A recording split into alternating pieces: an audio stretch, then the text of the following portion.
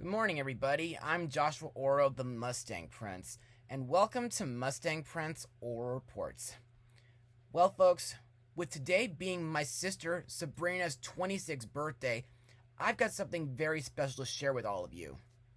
I'm sure most of you out there are familiar with the legendary Broadway musical composing duo Richard Rodgers and Oscar Hammerstein II.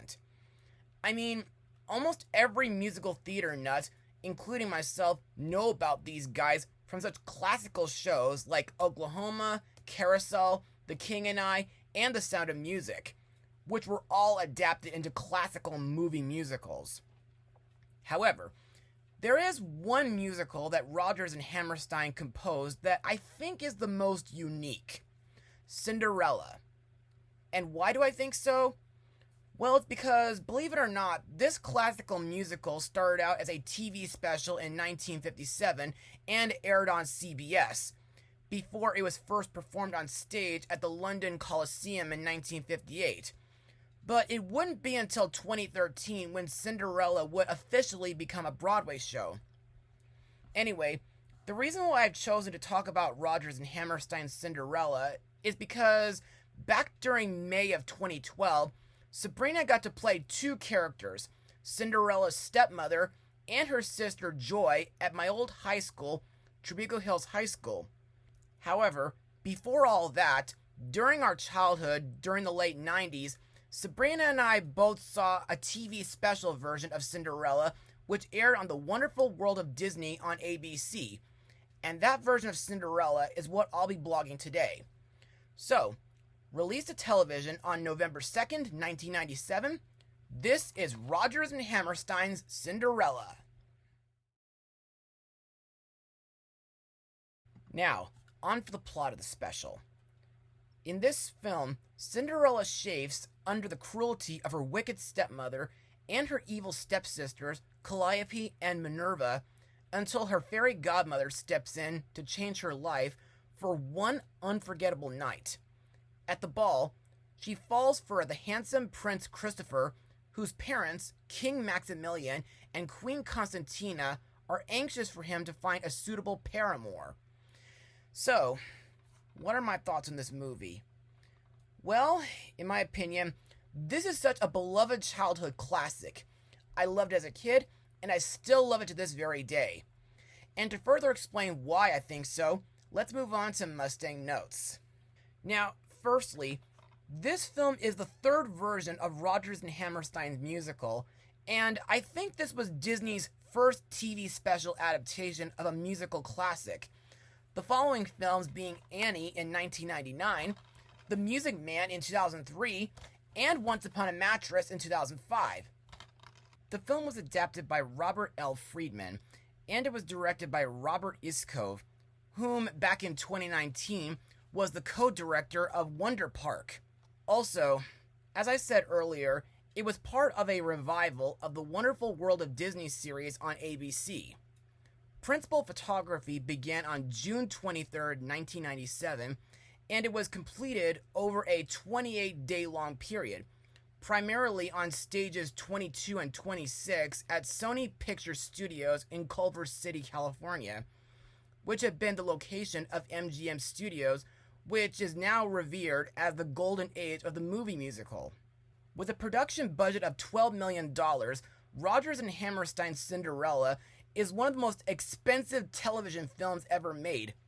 Some media publications dubbed the program as the most expansive 2 hours ever produced for television. The film's costumes were designed by Ellen Mirochnik, who aspired towards making them both funny and stylish in appearance. And the sets were designed by Randy Sir, while art direction was headed by Ed Rubin, who opted to combine a bright and bold color palette with a great deal of subtlety. Now, when I was little, I almost thought that this movie was kind of similar to the Mary Martin Peter Pan film, but now that I'm older, I realize that it's not really a live show filmed on stage like that, as well as Hamilton or the 1998 Cats film. In fact, to me, the sets are kind of in the same style of a Novo into Deco time period, while also with the inspiration of Gustav Klimt. In fact, ever since my childhood, I find it kind of interesting that this version begins in the kingdom's marketplace. Anyway, I also think the royal palace looks absolutely magnificent, and I think Cinderella's cottage is a very simple and humble looking place. Also, I think the choreography, which was put together by Rob Marshall before he became a director starting with Annie in 1999, is just fantastic and, well, magical. As for the songs themselves, well, in my eyes, while they are classical, it's kind of hard to decide which ones are my favorites, but the songs that seem to stick out the most, in my opinion anyway, are In My Own Little Corner, which shows Cinderella's longing and imaginative side, The Princess Giving a Ball, which in my opinion is very comedic and zany, and of course the romantic song, Do I Love You Because You're Beautiful. And now let's move on to my favorite part of these blogs, the cast. Cinderella is played by Brandy Norwood, whom I talked about in my blog of Osmosis Jones, and she also got to be in I Still Know What You Did Last Summer. To me, Brandy pulls off a magnificent performance while playing a beautiful girl who's forced to live as a servant in her own home, while also wishing to live a life different from the one she currently lives. Plus, I like that this version of Cinderella gives some character information regarding her late father. Also, nowadays, I think Cinderella's beautiful ball gown might have been the inspiration for Tiana's dress in The Princess and the Frog. Cinderella's stepmother is played by Bernadette Peters, whom has voiced Rita in Animaniacs. She played Lily St. Regis in Annie, 1982. She played Angelique in Beauty and the Beast, The Enchanted Christmas, Sophie in Don Bluth's Anastasia, and Glinda in Legends of Oz, Dorothy's Return. Like in the original fairy tale, this character is a cold, cruel, and jealous woman who hates the idea of true love, and she only wants the best for her daughters. Also, she wants to bolster her own wealth and social status, which to me sounds absolutely predictable. Next are Cinderella's stepsisters, Calliope and Minerva, played by Vienne Cox and Natalie Desselle. To me, these two are your typical twin brats who are always bossing Cinderella around. Plus, I think the most obnoxious out of the two would have to be Calliope, mainly due to her laugh, which is followed by a snort. As for Minerva, well, to me, she's pretty loud at times, but I kind of sympathize when she nervously scratches herself. Also, I must mention that I think their Lament song is one of my sister's favorites. Not just because she got to sing it a couple times during her school ages, but it's also very silly to listen to, especially at the end when Calliope and Minerva fall into a fountain. Next we come to Prince Christopher, played by Paolo Montalbano, who, after the special, reprised his role on stage with Deborah Gibson and Jamie Lynn Sigler. Now, unlike in the original fairy tale or Disney's animated film from 1950, Christopher has a bigger role in this version, kind of like Prince Kit from the 2015 live-action film. Anyway, in my eyes, Christopher is unsatisfied with his royal responsibilities and his confining life. Plus, he seems to enjoy freedom and making his own decisions while also wandering the marketplace disguised as a commoner. Which sounds kinda a little familiar. Anyway, I like that Christopher wishes to be in love when he gets married. Also, I think Paolo's performance as Christopher is very dashing, and I liked when Christopher helped Cinderella after she was nearly run over by a carriage. Also, I like the fact that Christopher was drawn to Cinderella's honesty and integrity, while Cinderella was charmed by Christopher's sincere and direct nature. Next we have Christopher's parents, King Maximilian and Queen Constantina, played by Victor Garber and Whoopi Goldberg. To me, these two are pretty decent supporting characters while arranging a ball to help their son find a wife.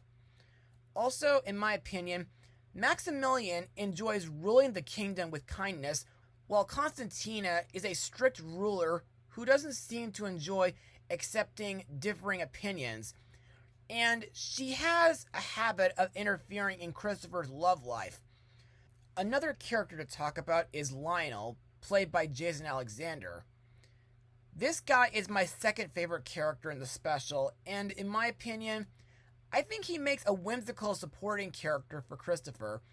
And I think there are a few moments throughout this special where Jason Alexander gives Lionel a very zany performance. And finally, we come to the fairy godmother, played by the late Whitney Houston, who sang with Mariah Carey in DreamWorks' The Prince of Egypt. In my opinion, the fairy godmother is the true star of the entire special, and while Whitney Houston is no longer with us anymore, I feel like her singing is the most powerful, especially during songs like Impossible and There's Music in You. And now let's move on to my final words. Overall, the 1997 adaptation of Rodgers and Hammerstein's Cinderella is a cult classic film from my childhood. The cinematography is great, the acting is brilliant, especially when it comes to people like Brandy and Whitney Houston. The songs are classical, the choreography by Rob Marshall is magical, and the sets are very creative. Also, I think this is a TV musical that's absolutely worth watching if you're a Rodgers and Hammerstein fan, or if you're into musical theater. And if you ever get the chance, watch this film either on DVD or Disney+. As for my rating, I'll give this film a 97% out of 100. Also, I hope my sister has a wonderful 26th birthday, and hopefully soon, if it's all possible, she might be able to teach me how to use my new filming equipment that I got for my 31st birthday recently. Well, that's all for now. Be sure to join me in October for... Hear that? Sounds like we're gonna start Nightmare Month with a double feature. Mustang Power.